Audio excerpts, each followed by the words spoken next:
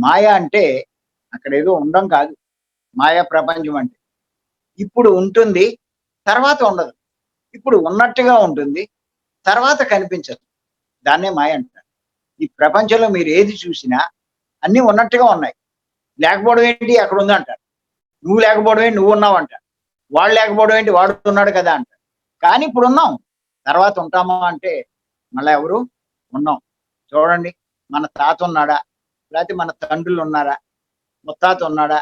మన పూర్వీకులు ఉన్నారా అంటే ఉన్నారు అప్పుడు.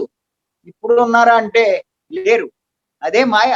లేనిది ఉందని అనుకోవడమే మాయ. లేని దాన్ని ఉందని అనుకోవడమే మాయ. అటువంటి ప్రపంచం ఇది. ఏది ఉండదు. మీరు చూసుకోండి కావాలంటే.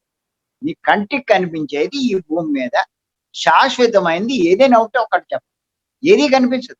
అన్నీ మారిపోతాయి. అంతా మార్పే.